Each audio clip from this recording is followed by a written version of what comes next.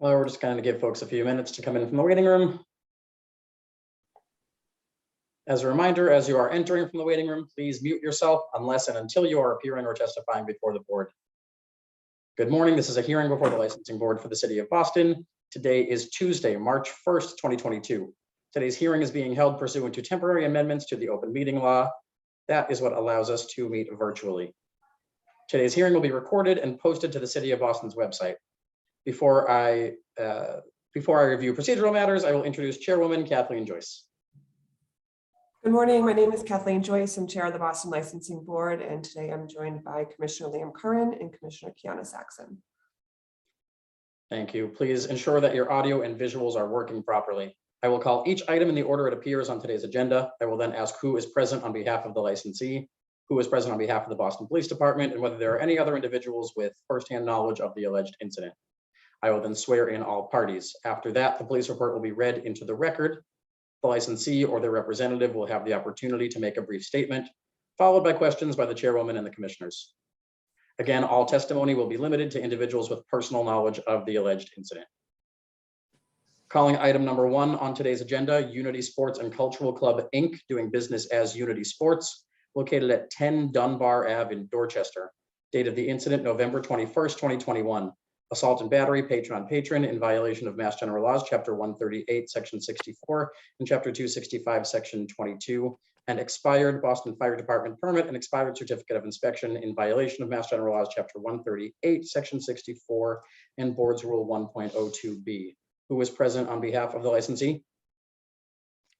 This is Sean Cooper. I'm Vice President of Unity Sports and Cultural Association. I also have, well, I believe I should have one of our security staff on board, Greg Joseph. I don't know if he can hear, if he got in, but he should be here as well. I don't see him, Mr. Joseph. If you are here, could you either raise your hand or unmute yourself just so we know you're here? Okay, I don't see him at the moment. Who is present on behalf? Yep. Who is present on behalf of the Boston Police Department? Sergeant Michael Matera.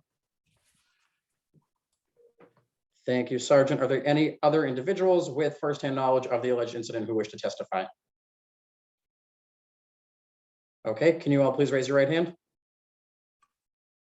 Do you swear to tell the truth, the whole truth, and nothing but the truth? I do. Great. Sergeant Matera, please proceed with the police report. Good morning. Police Officer John S. Jean wrote this report. I'm going to read his police report. Is John S. Jean here today? Police officer, was he summoned? Yes, he was. I don't see him present. Okay. Thank you, Lieutenant. Okay, I'm gonna read the police report. About 1:55 a.m. on Sunday, 11/21/2021, Officer Jean and O'Brien responded to a radio call for a person with a gun outside of 10 Dunbar Ave in Dorchester. This location is the Unity Sports and Cultural Club. While en route to 10 Dunbar Ave, the officers were advised that the suspect was a heavy-set, light-skinned black male wearing a green hooded sweatshirt. Upon arrival, the officers observed a heavy-set, light-skinned black male wearing a green hooded sweatshirt.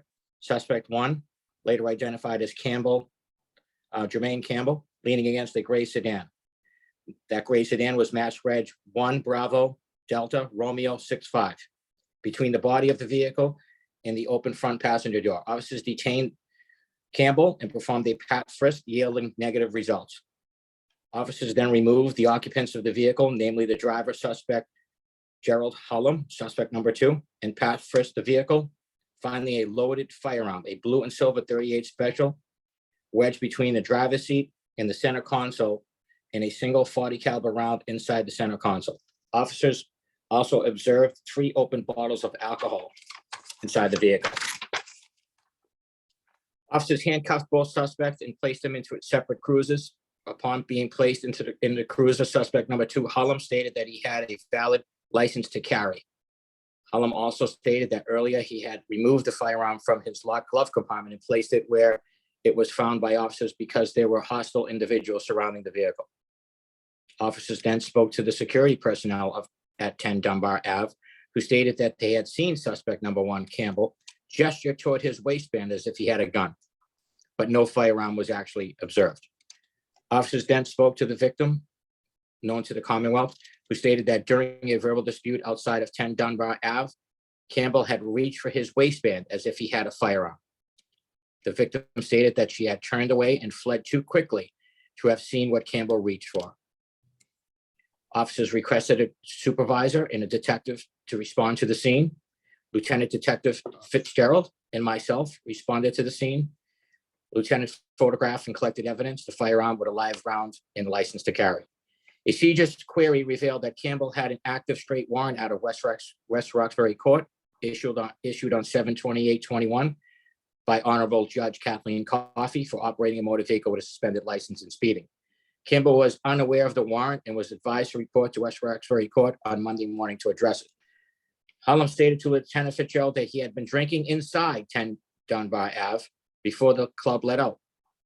Per order of Lieutenant Fitzgerald, officers seized the firearm with the live round and license to carry and advised him that he would be summoned for improper storage of firearms, of a firearm. Officer placed the item in the area B3 evidence locker and recorded them into the evidence logbook. It should be noted that there was no lock on the firearm at the time of the seizure, but Hallam supplied officers with a cable lock from his vehicle upon request. I then conducted a code 35 licensed premise inspection of 10 Dunbar Ave, the Unity Sports and Cultural Club, and issued citation 74276 for assault and battery patron on patron. And also their fire department license permit had been expired. The person in charge of the club at the time of the inspection was Lyndon Vincent. I Thank you, completed Sergeant. the, Thank you, sir. Thank you. Mr. Cooper, would you like to address the alleged incident? Yes, absolutely. I apologize. Greg seems like he is on the call. It's just a matter of he's having problems with his audio. So I'll communicate the best that I can. So, I was there on that night of the event. I had left probably around 11:30-ish, somewhere around there, to kind of address a family issue. And then I received the call around 2 a.m. in the morning regarding a potential incident that had just taken place, right, while I was at home. All right. So the next morning I had given both Lyndon, who's the head of our security, and also Greg Joseph, who's also the manager of the security company, all right, to kind of figure out kind of what took place. And what they had said is somewhere around the hours of 1:15 to around 1:30-ish, two young ladies were in a verbal which turned, physical altercation, all right, which they were grappling each other. All right, the two parties were separated. One of the parties who were seen as the people who had initiated the issue were exited from the building. So just to keep the two parties away from each other at the time. And the hope was the next party to kind of actually have them exit not too long after, but we kind of didn't want it to be an issue out on the street. So one party had exited, and the party let out probably around, the lights got turned on around 1:40.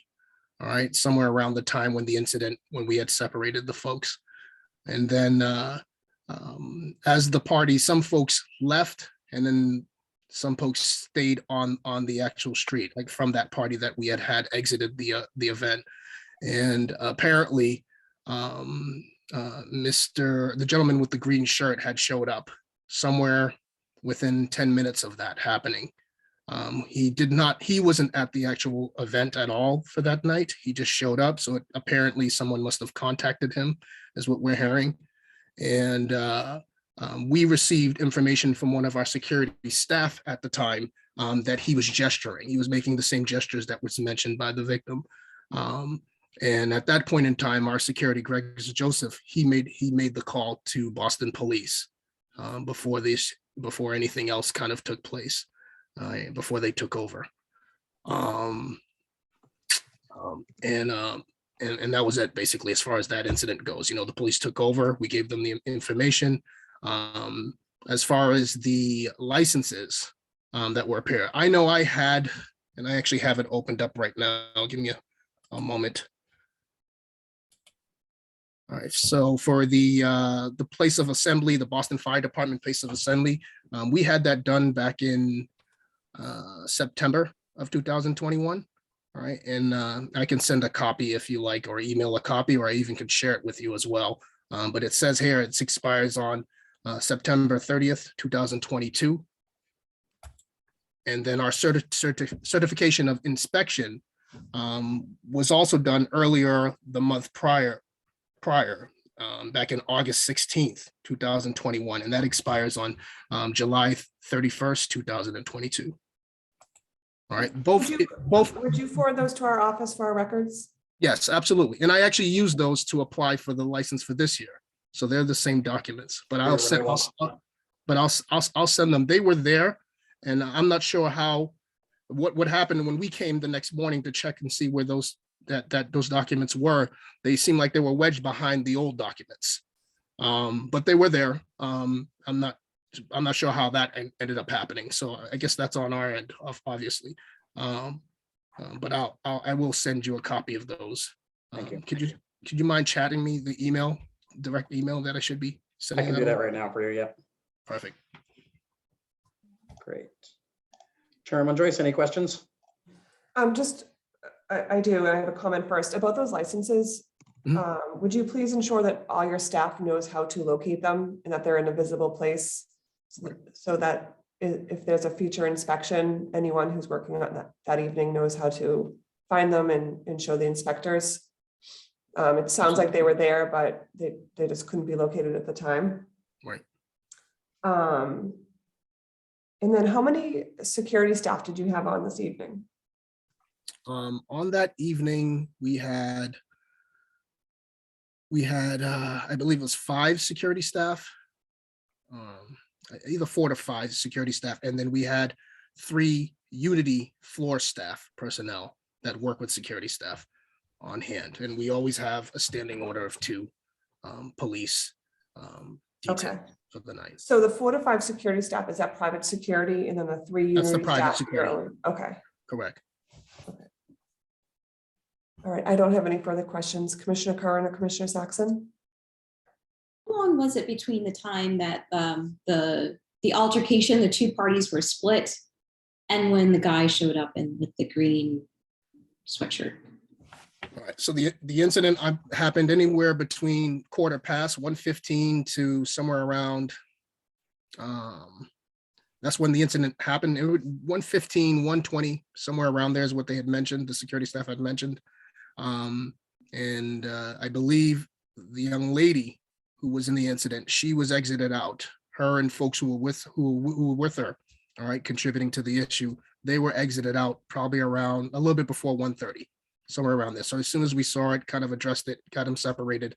As per our protocol, we normally will separate the groups initially, all right? And then kind of filter out the next group soon after. So that was around 1:30, somewhere around that. So it was between 1:30 and 1:50 is where the gentleman with the green jacket had showed up, or green sweatshirt had showed up, somewhere around there, within those 20 minutes. And is it part of your protocol to call the police after the altercation? Yes, but we were still kind of addressing the actual issue, separating the parties at that point in time. Yes, absolutely. It's to call the police. Commissioner Curran, any questions? No, thank you. Sure. Anything further from the board? If not, okay, then in that case, the board will take this matter under advisement. Thank you all. Thank you. Thank you. Calling item number 2, High Street Restaurant Group LLC, doing business as Howl at the Moon and Down Ultra Lounge, located at 184 High Street, dated the incident November 28th, 2021. Over service of alcohol at open bar event in violation of Mass General Laws, Chapter 138, Section 64. Who is present on behalf of the licensee? Morning, Mr. Green. Dennis Quilty, attorney representing the licensee. With me this morning is Paul Holian and Arthur Lucas. Mr. Holian's the owner, and Mr. Lucas is the general manager of this and other sites for the company. Good morning. Good morning. Thank you. And who is present on behalf of the Boston Police Department? Officer Murray. Thank Detective you. Carl Dugal. Thank you. Are there any other individuals with firsthand knowledge of the incident who wish to testify today? Sergeant Detective William Gallagher, if need be. Thank you. Can you all please raise your right hand? Do you swear to tell the truth, the whole truth, and nothing but the truth? I do. Thank you. Officer Murray, will you be reading the police report? Yes, sir. Okay, may proceed. About 3:27 a.m. on Sunday, November 28th, 2021, officers Murray and Grady, while on random patrol, observed a male partially clothed outside 470 Atlantic Ave, Boston. Also assisting was officers Entwistle and Rooney. Officers made contact with the male identified as Cameron Bainbridge and observed him to be wearing a t-shirt, underwear, and one sock. Officers further observed Bainbridge to be shivering and wet. Officers requested Boston EMS respond and guided Bainbridge into the lobby of the aforementioned location where he could warm up. Bainbridge stated he fell into the harbor and estimated he was in the water for about 20 minutes. Bainbridge was transported to Massachusetts General Hospital by Boston EMS for further evaluation. Thank you. And there was a second report here. Who will be reading that into the record?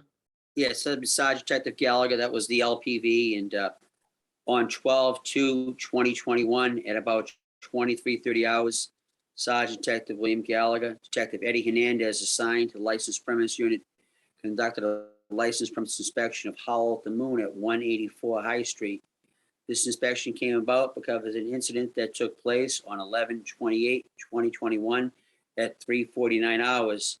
BPD report number 212-086-890. During the incident, P.O. Murray's and Grady and the Alpha 103 observed the male standing at 470 Atlantic Ave. The male was identified as Cameron Bainbridge, was found partially clothed and wet. Officer requested EMS. Bainbridge was transported to MGH for evaluation. Further investigation revealed that Mr. Bainbridge had attended an open bar event on the lower level at Howell at the Moon that evening. Detectives spoke with the manager, Julia Rowles, who stated the open bar went to about 9:30 p.m. Mr. Bainbridge stated he remembers being given a drink from an unknown female and does not remember much after that. Detective Carl Dugal was assigned to the case. Mary A1 video surveillance cameras and interviews with the Mr. Bainbridge and his friends led investigators to believe that Mr. Bainbridge was asked to leave the bar around 11 p.m. Mr. Bainbridge does not remember most of the night and was last observed on High Street by Howell at the Moon at about 2 a.m. by friends who were taking an Uber home. Detective Dugal was also able to place together that Mr. Bainbridge was involved in a fight in front of the premise with 4 males in a car parked on High Street that was quickly broken up. Mr. Bainbridge believed that he stayed in the area, and sometime after 3 a.m., Mr. Bainbridge fell into Boston Harbor by Smith and Walensky's, which is the Congress Street Bridge area. After exiting the water, Mr. Bainbridge took off most of his wet clothing and was found by BPD. Social media posts made by friends of Mr. Bainbridge questioned whether he was roofied. Detectives have been informed that the toxicology results were negative. As a result, what was discovered by Detective Sergeant Gallagher issued a licensed premise inspection notice number 044671 to Howell at the Moon for over service of alcohol to patron at open bar event. Mr. Derek Chamberlain signed for and accepted the notice. That's the LPV. Thank you very much. Attorney Quilty, would you like to address the alleged incident? Hey, man, I know Mr. Holian wants to speak as well. It's just a lot to digest here. First, Officer Murray, you have no personal knowledge of the violation notice or what may have happened to this person earlier in the evening. You just saw him and helped him when he was coming out of the water, or you picked him up on the street. Correct. Yeah, we saw him outside that location, 470 Atlantic Ave. Okay, thank you very much, sir, madam. Detective Gallagher, Yes. you two have no personal knowledge of the event that happened on the night before this gentleman was found having come out of the harbor. I mean, you weren't No, there sir. during the event. Nobody saw anybody serve anything to anyone, I presume. No, all the facts I have were relayed to me by the management and staff of Howell at the Moon. And they were cooperative. I'm sorry, Yes, sir. they were Yeah, they were. cooperative. Okay. And at some point, did you discover that they indeed had called the police that evening? No, You did not? No. All right. And you did read in the report that as to this question of someone being roofied, this person had a negative toxicology. I think probably Detective Dugal could probably answer better on that. He had more contact with the victim than I did, but that was relayed to me, sir. That is correct. Okay, okay. Thank you. I have no questions of the detective and the officer. I know Mr. Holian, who has more knowledge of the event, would like to be heard if he may. So may I just inquire of him? So Mr. Holian, just state your name again for the record and your position with regard to the licensee. Yep, my name is Paul Holian. I'm one of the owners of Howl at the Moon. Okay, and you have personal knowledge of this particular incident? Well, I was not there the night of, but the day after, when I became aware of it, I spoke to the victim. I spoke to the victim's mother. I went and met with the victim's father, who had subsequent conversations with a number of the victim's friends. So through those conversations, I got a clearer picture of, what they believe happened the night of. So Okay. I can tell you what they told me, and then also I talked to Artie Lucas, who's on the call here right now, who's the general manager, who was present that night. And he So was there. yeah, we had a 5-year high school reunion party. I forget which high school it was, but 5-year high school reunion party that we contracted with that went from 7 p.m. till 9:30 p.m. We had a list of everyone who attended. So we had a list of everyone's names who were attending. This individual was attending. He came with his high school friends, some of his very close personal friends, and talking to his father. At some point during the night, he said the night was going along fine. He recalls the night very well. And he said around 9:30, he recalled the announcement going over the system that we're opening the business up to the public. The private event was no longer open anymore. So he recalls 9:30. And at some point after 9:30, he says his memory went blank. He said he only had 2 drinks, maybe 3, but that's it. He said strenuously to me a number of times that this was not a result of over drinking. His father told me he is not a big drinker. He doesn't drink. His friends told me he's not a big drinker. He doesn't drink a lot. He feels he was roofied. I asked him, or something was, I don't know, roofies, something.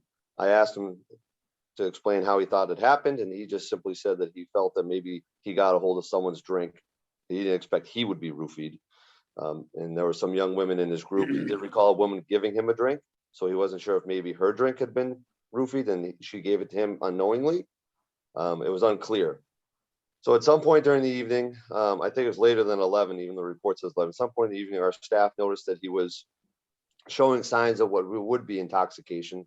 Come to find out that maybe it was more reflective of being drugged. And they asked him to leave the premises and move him outside. He went outside up on High Street, asked for his jacket because he didn't have a jacket with him. His jacket was in the coat check. And while we were waiting for his jacket to get his jacket, it took a little bit of time because we were busy at the time. Some of his other friends had come out to the street, on the outside of the street. And as Detective Gallagher testified, there was this individual was talking to people in line and chirping different people. And there was a little bit of a fight. Wasn't much, as the report stated. There was a quick up and down, and it was over with very quickly, and the individuals involved left the area. And so we went back about our business. That was the last our staff remembers this individual. It wasn't until the next day when we got a call from Boston Police Department that he had been found in the harbor, or gotten out of the harbor, that we were made aware that this had happened. I don't want to speak to the Boston Police report because there is a detective that did a lot of, I forget his name, but did a lot of investigating on this matter. And they did get video surveillance of this individual walking around down by the Boston Harbor Hotel. And I think voluntarily, based on the video, jumping into the harbor, and not falling, but voluntarily jumping into the harbor. But that's a Boston Police detective that I forget what his name is, but he referenced that to me. So the over-serving violation, quite candidly, I don't know where there would be evidence of that. I mean, we did have an open bar party, as Detective Gallagher mentioned, but it was contracted for, and there was a list of attendees, and it went from 7 to 9:30. And this incident happened well past that. So that's what I know of the incident. And I know Mr. Lucas was present on the night in question. May I just question him? I can't see you now, Mr. Lucas. There you are. Please. At some point, when the individual was asked to leave, did you or staff call the police at that time? Not at that time. From what I recall, when the incident started happening outside, we made a call because you're supposed to call when we thought it was going to escalate larger than it was. And I think it ended sooner than the police when they arrived, and it was already dissipated. Okay. And then was that around the last time that you had knowledge of this individual being in or around the premises? Yeah, I mean, and then, like I said, it was a pretty, steady night. So we just went on for the rest of the night, never thought anything of it. And I got the phone call the next morning early from his family members and the Boston police. And that's when I brought Mr. Holian in, and we started working with the police department and the family to try to come to an answer of what happened. Okay. And do you think did you cooperate with the police department? Yes, we did. And in your dealings with the family members, were they satisfied that you had taken the appropriate steps on the night in question? I personally didn't talk to any of the family members. Paul did all of that, so he could speak to that. Mr. Holian, can you answer that? Did the family understand that you had been cooperative and tried to assist in this process? Yeah, I mean, I talked to his mom, I talked to him the next day, and I went to his father's place of business in Walpole, met with his father personally, and sat down with the dad personally to go through everything, because, I'm a father myself, and it's a concerning thing, particularly everything we hear about these young men going into the harbor. It's a scary thing. So I met with the dad for probably about an hour. It's an unfortunate situation that it happened, but thankfully the individual's fine. He's okay. We have nothing further to offer, Madam Chair. Thank you. Chairwoman Joyce, do you have any questions? I do. I just want to make sure I have it clear. The victim testified or stated that he only had 2 drinks the entire evening. Is that correct? Well, he told me that he came to the open bar party with a good friend of his, childhood friend of his, and he remembered having 2 or 3 drinks, and then everything at around 10:30 is the time frame he described to me. He can't remember anything after 10:30 until probably the next day, maybe, or even when the police found him. Okay, and just Point for clarity for me, I know you stated that you cooperated with the police. Did that cooperation include reviewing video of Yes. The victim there? And in the video, did it indicate that he had 2 or 3 drinks? Well, I mean, the video we have of him entering the establishment with one of his friends, and we have video, I believe, we provide the video to the police department of him exiting the establishment, I believe. But while in the establishment, we have 6 cameras within the establishment, but it's very difficult to track people inside the actual footprint of the business. So I couldn't really confirm, but he had I think, Artie, correct me if I'm wrong, did we look for a tab for him? We did, right? Yes, we did. And I off the top of my head, I don't think he had a tab, because obviously the first 2.5 hours was an open bar tab. And then he did not have his own personal tab after that. Excuse Okay. me, Miss Joyce. I'm Detective Carl Dugal. I did a recorded interview with the victim, Cameron Yeah. Bainbridge. In the interview, he said he had 3 beers, 2 rum and cokes prior to the female handing him a Red Bull vodka drink. And after that is when he lost his memory. As far as the video, they did provide approximately 4 hours of video. It's very crowded, very difficult to, 1, pinpoint the victim in the video, and 2, determine with any certainty how many drinks he had. Okay, that's very helpful. Thank you. So he told you when you were investigating that he had 3 beers and 2 rum and cokes at Howl at the Moon? He had 1 beer prior to going to Howl at the Moon, 2 beers, 2 rum and cokes prior to this female handing him a Red Bull and vodka. Okay, So okay, 6 total. that's helpful. All right, thank you. I don't have any other questions. Commissioner Curran, Commissioner Saxon. Nothing further. Thank you. Nothing for me, thank you. Thank you. Thank In that you. case, thank you. The board will take this under advisement. Thank you. Calling item number 3, the Next Place LLC, doing business as The Greatest Bar, located at 262 to 266 Friend Street. Date of the incident, November 20th, 2021. Overcrowding on the second floor, 132 on mechanical count, capacity 100, in violation of Mass General Laws, Chapter 138, Section 64, and Boards Rule 1.03J and 1.06A and F. Who is present on behalf of the licensee? Morning, Madam Chair, members of the board, Kurt Bletzer, 300 Market Street, Brighton, Mass, representing Next Place LLC, and our security staff, actually our general manager, Jack Bean, is on with us also. Thank you. Who is present on behalf of the Boston Police Department? Hi. Thank you, Detective Hernandez. Are there any other individuals with firsthand knowledge of the incident who wish to testify today? Sergeant Detective William Gallagher, if need be. Thank you. Can you all please raise your right hand? Do you swear to tell the truth, the whole truth, and nothing but the truth? I do. Thank you. Detective Hernandez, you may proceed with the police report. Good morning. I'll be reading from a police report which I wrote on Saturday, November 20th, 2021. Sergeant Detective William Gallagher and Detective Eddie Hernandez, assigned to the BPD license premise unit, conducted a license premise inspection of the Greatest Bar located at 262 Friend Street in Boston. Upon entering the establishment, detectives asked the front door staff what the count of patrons inside the establishment was. The staff members stated they had a count of 374 patrons. Once inside the establishment, detectives noticed that the second floor level appeared to be overcrowded. Detective Hernandez performed a mechanical count of the establishment and discovered that the number of patrons located on that level was 132.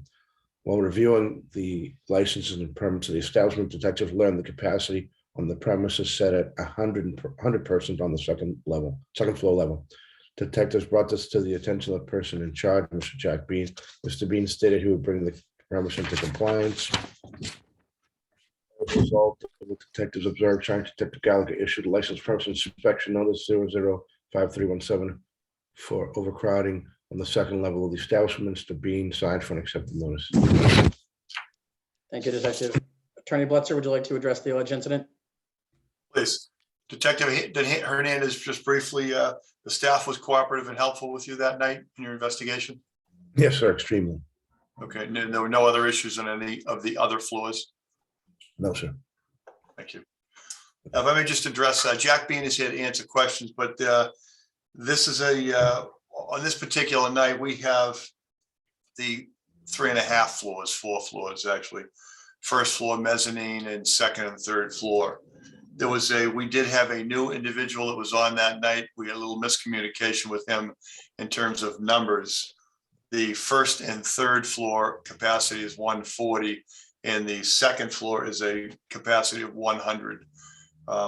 We had sufficient staff on that night. We have staff at the front door to deal with the overall count in the building.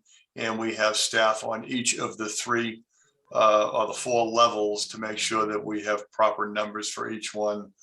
All of our security staff, when they're hired, has to take a crowd manager video test along with the other testing and the other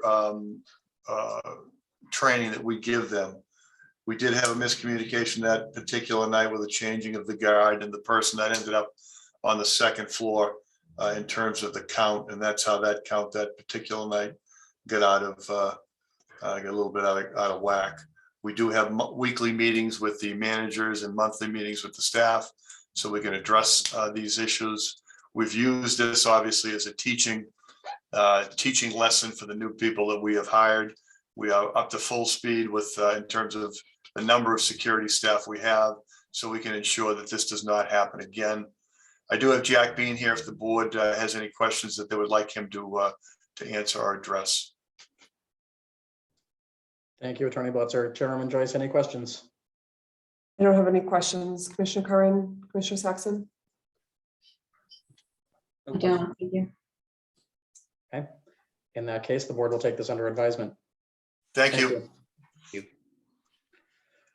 Calling item number 4, King's Bowl of Seaport LLC, doing business as King's, located at 60 Seaport Boulevard. Date of the incident, December 31st, 2021. Persons under 21 in possession of alcohol on premise in violation of Mass General Laws, Chapter 138, Sections 34A, 34C, and 6464A. And employees, patrons smoking vape pen in violation of Mass General Laws, Chapter 138, Section 64. Who is present on behalf of the licensee? Good morning again, Mr. Green, members. Madam Chair, Dennis Quilty, representing the licensee. With me this morning is Leo Fonseca, who is the chief operating person for the King's establishments. Good morning. Good morning, thank you. Who is present on behalf of the Boston Police Department? Detective Hernandez, thank you. Are there any other individuals with firsthand knowledge of the incident who wish to testify this morning? Sergeant Detective William Gallagher, if need be. Thank you. Can you please raise your right hand? Do you swear to tell the truth, the whole truth, and nothing but the truth? I do. Thank you, Detective Hernandez. You may proceed with the police report. Good morning again. I'll be reading from a police report which I wrote on Friday, December 31st, 2021. Sergeant Detective William Gallagher, Detective Eddie Hernandez, signed to the BP license permission to conduct a license and permit inspection of King's Seaport located at 60 Seaport Boulevard. While walking into the bar area of the establishment, detectives observed the bartender and a seated patron smoking vape pens at the bar. As detectives went over to speak to the individuals, detectives noticed that the two female patrons speaking to the bartender looked young. Both of the patrons had mixed alcoholic beverages in front of them. Detectives asked them to produce identification to confirm their ages. One of the patrons stated that she was under 21 years of age and did not have any identification. The underage patron was able to be identified as Aria Lou. Ms. Lou will be summoned into court for person under 21 possession of alcohol. Second patron, later identified as Ms. Claire McGreedy, did possess a valid mass driver's license and was over 21 years of age. Ms. McCready will be summoned to the court for procuring alcohol, person under 21 years of age. Should be noted that the bartender, Mr. Alberto Braga, stated that the female patrons were his regulars and he did not ask them for identification prior to serving them alcohol. Mr. Braga will also be summoned to court for procuring alcohol for a person under 21 years of age. Detectives brought this to the attention of person in charge, Ms. Samantha Lavoy. As a result of what detectives observed, Sergeant Detective Gallagher issued a license premise inspection notice 061250 for persons under 21 possession of alcohol on premise and an employee patron smoking vape pens inside of the establishment. Ms. Lavoy signed for an accepted notice. So, Thank you, Detective. Attorney Quilty, would you like to address the alleged incident? If I may, thank you very much. Detective, the violation is persons plural. It's actually one person who had a drink in front of them under 21. Is that correct? yes, sir. And you did not notice anybody drinking or being served, merely that drink was in front of one of these two people. Yes, sir. Did There were two people and two drinks, one in front of each person, sir. Right. But and one of the two people was underage. Right. And did the establishment to staff cooperate with you? Yes, sir. Very much. Thank you very much. I know Mr. Fonseca would like to address the board. This is a situation where we just had a rogue employee. Unfortunately, we think this person was just trying to be a big shot with these women at the bar. And there's not a lot that, other than dealing with it as a disciplinary matter immediately. This is just against all the rules and regulations of the establishment. Mr. Fonseca, just identify yourself, please, for the record and state your position with the licensee. Oh, you're muted. There you go. Oh, I'm sorry, can you hear me? You sound very far away. If there's a way you can move closer to your microphone. Is that better? A little bit, not much. Whoops, I'll try to speak loudly. Is that better? that's a little bit better. Sorry, it was working fine in my prior meeting. I apologize, but I'm Leo Fonseca. I'm the Chief Operating Officer of King's Dining and Entertainment. We operate the King's Seaport, obviously, and as Attorney Quilty said, this is not behavior that we condone. We take the service of alcohol very seriously. We have a very in-depth training program for all members of our staff that serve alcohol. And in this case, we just had a rogue employee that, as Attorney Quilty said, I think was just trying to impress these girls and act like a big shot. As soon as we were made aware of the incident, the bartender was terminated that evening. And, we use this as an opportunity to retrain all of our staff to make sure they understand that we are not, going to accept this type of behavior. Certainly in the service of alcohol or the smoking of the vape pen. It's against our rules, and we dealt with it immediately that evening. Great. Thank you. Thank you. That's all we have, Madam Chair. Thank you. I don't have any questions. Commissioner Curran or Commissioner Saxon? I don't, thank you. What was the policy that evening on admittance of anyone under 21? To the place in general? Well, it's a full restaurant, of course, and, people were there dining. It was New Year's Eve, actually. But, people are dining in different locations around the establishment, so, it's obviously up to us to check those IDs. And again, we think we had a rogue employee here who simply didn't. But, so you did have a mixed crowd, under 21 and over 21? Mr. Fonseca, I would imagine, yes? Yes, we are all ages until a certain hour of the evening. At the time of this incident, I believe it was 10 o'clock for this location. At 10 o'clock, we go 21 and over. It's a full entertainment facility with bowling and arcade games, and it's sort of meant for all ages. But of course, we are supposed to be carding all of those individuals before we serve them alcohol, and in this case, that just didn't happen.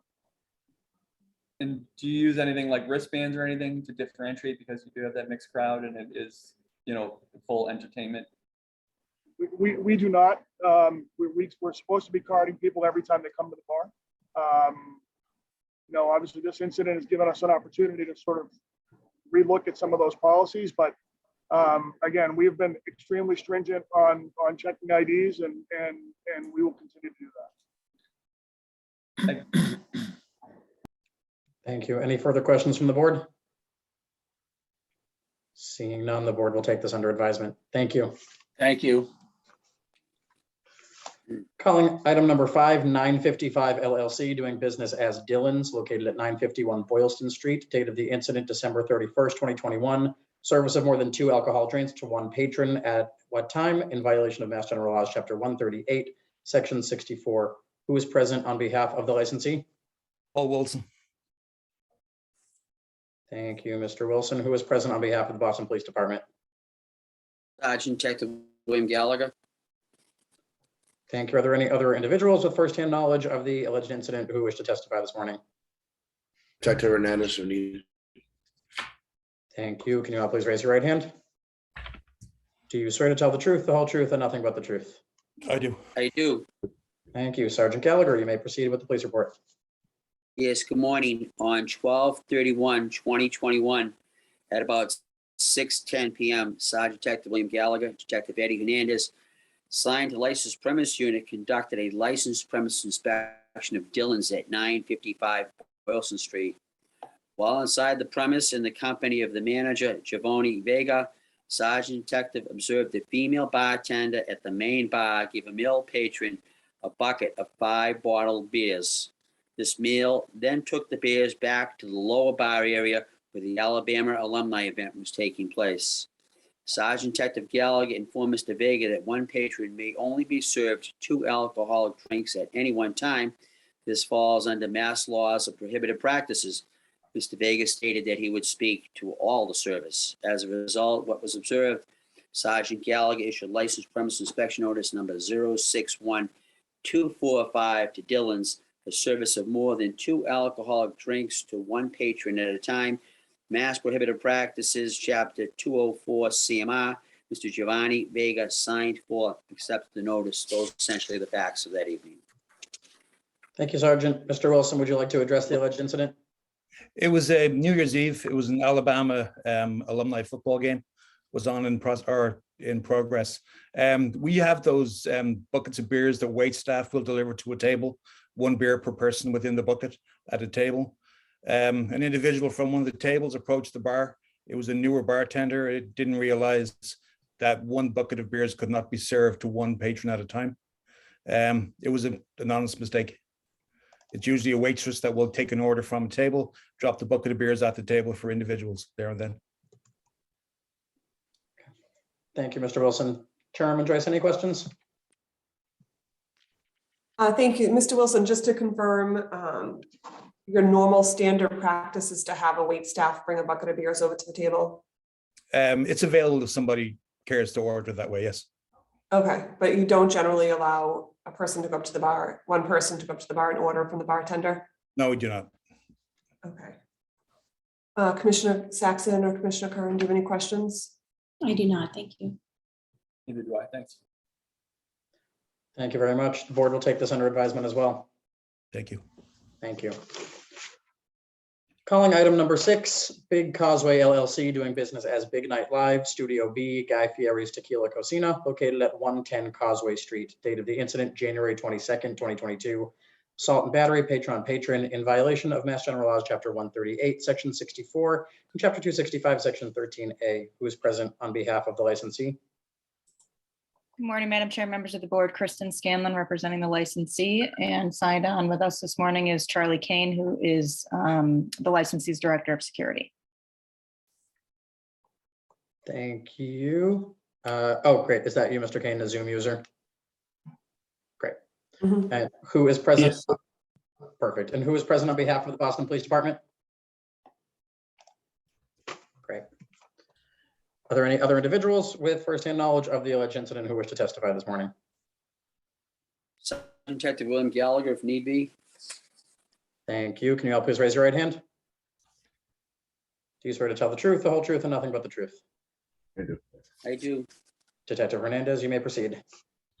Good morning. I'll be reading from a police report, which I wrote on Saturday, January 22nd, 2022. Sergeant Detective William Gallagher and Detective Eddie Hernandez signed to the BP license permission that responded to Big Night Live located at 110 Causeway Street to speak to staff regarding an assault and battery incident that had occurred on January 22nd, 2022. Report number 222-000-233. Detective spoke to person in charge, Mr. Kane, who confirmed that he was aware of the incident. Mr. Kane informed the detectives that the establishment will be providing surveillance video of the incident to investigators. As a result of the incident, Sergeant Detective Gallagher issued license permission inspection notice 061269 for assault and battery patron on patron inside a premise. Mr. Kane signed for and accepted the notice. If you'd like, I can read. I'm sorry, I should have read the initial report here first. This report was written by Karen Mejia, Officer Karen Mejia, at about 1:58 a.m. on Sunday, January 2nd, 2022. Officer Mejia and the Alpha 422 responded to a radio call for request for BPD response at 110 Causeway Street, Boston. On arrival, the officer met with Big Night Live staff, who stated that they wanted a police report for an incident that happened inside the establishment. The officer spoke to patron Hannah Keeney, who stated a female later identified as Isa Madrigal pushed her because Keeney was hanging out at her table. Keeney then started a fight, stated that a fight ensued, but she did not wish to file criminal charges. The officer observed a large lump and minor cut on Keeney's forehead. Keeney stated that she was evaluated by Boston EMS A15 and declined hospital transport. The officer spoke with Madrigal, who stated Keeney pushed her and she pushed Keeney back. Madrigal's boyfriend, Hidalgo de Oliveira Cascardi, stated that he was attempting to separate the females when he was assaulted and knocked down by multiple unknown males. Both parties declined EMS. Madrigal and de Oliveira did not wish to file criminal charges. That is all. I do want to add that the Big Night Live staff did provide a video of the incident to me. That's all. Thank you, Detective. Attorney Scanlon, would you like to address the alleged incident? Yes, please, and no questions for Detective Fernandez or Gallagher, so thank you for that. On this particular evening, and as the board, if you haven't had a chance to review the video yet, you will, as it's been sent over to the board, but there were no issues prior to this incident occurring with either of these patrons or any patrons for that matter that evening or at any point prior in that evening. As you'll see from the video at about 1:45 in the morning, it appears there's a couple of females and they're observed attempting to take a photo, and it's unknown what occurred, obviously, either verbally or otherwise, but one all of a sudden pushes the other and an altercation ensues. You'll see that this happens in a matter of 3 to 5 seconds, and staff immediately jumps in. You can actually see one of the security staff jump in, staff's on the back of his shirt to immediately separate the parties. Other staff obviously immediately become involved, bring them to different parts of the venue and call 911 for the police to respond to the incident, as is the protocol for any incidences occurring with patrons on the premises. So obviously, while the incident occurred, it happened quickly and without warning, and staff responded appropriately and immediately in this instance. I know Charlie Kane wasn't there, but he certainly did interviews with his staff and can answer any questions that the board might have related to this incident. Thank you. And just quickly, I don't believe we have that video, so if you could send it over whenever you have a chance, that'd be great. Okay, no problem. Thank you. Chairwoman Joyce, did you have any questions? I don't have any questions. Thank you. Commissioner Curran, Commissioner Saxon? No, thank you. I don't have anything. Okay, great. If you could just send that video over as soon as you can, and the board will take this under advisement. Will do. Thanks so much. Thank you. Those are all the matters before the board today. Thank you, everybody. Thank you.